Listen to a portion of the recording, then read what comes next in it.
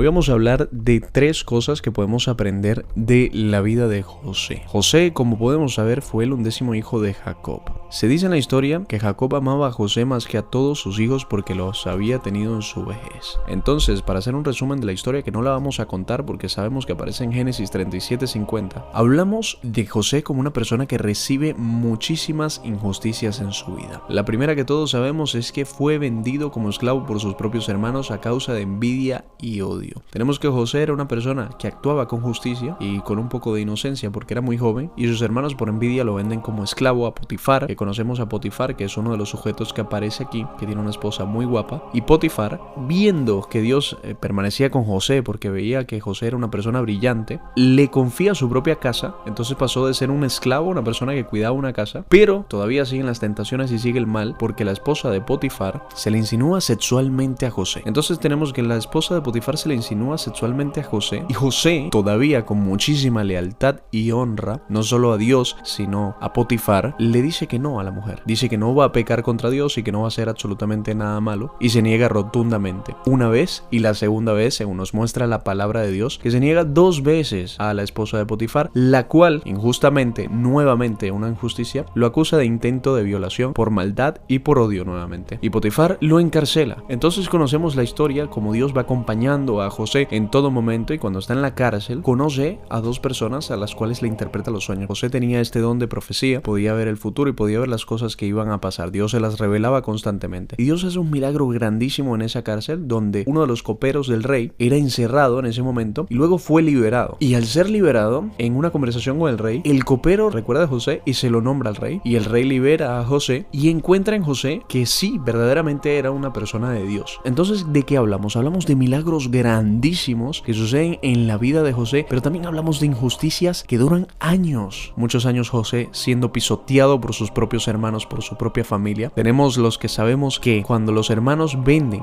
como esclavo a José, le dicen a su padre, a Jacob: padre, José fue devorado por un animal salvaje. Y su padre se pone a llorar y se pone muy triste. Hermanos, y esto es muy fuerte, que le digan a tu padre que fuiste devorado cuando en realidad fuiste vendido como un esclavo, y luego que digan que intentaste violar a la esposa de una persona que te dio su confianza. Mira la injusticia con la que es acusado José. Es la misma injusticia con la que tú y yo somos acusados a diario por la maldad. Pero Dios acompaña al siervo fiel, y en ese momento acompañó a José hasta el final, hasta convertirlo en el gobernante de Egipto. ¿Cómo llega a pasar esto? Pues lo podemos descubrir en la historia. Pero lo importante no es cómo llega a suceder. Sabemos que Dios va orando de aquí a allá, pero lo más importante de todo es que José se reencuentra con sus hermanos, quienes no lo reconocen, pero él sí los reconoce y les ayuda en los momentos más difíciles. Pero además de eso, les da una lección importantísima. Tenemos la historia de José, quien fue muy noble, fue muy leal, pero sobre todo tenemos 3 enseñanzas importantes. La primera es que ante la injusticia, José fue justo. Entonces, la primera enseñanza es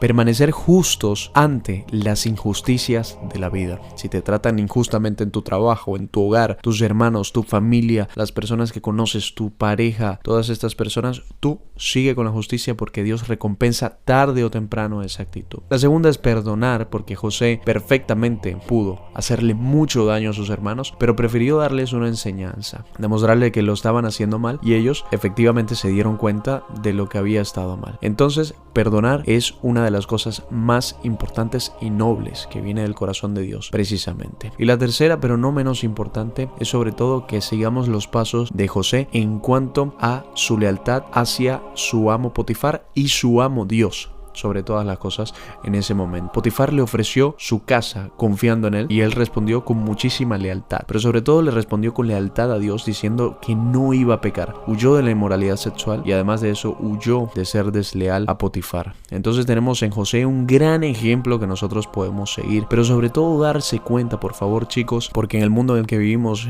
abunda la maldad y cada día más hay injusticias por todas partes. Entonces hay que darse cuenta en este momento las grandes injusticias que nos rodean, y por favor permaneced leales y justos hasta el final, porque Dios, así tarde muchos años, te va a recompensar y te va a dar una corona.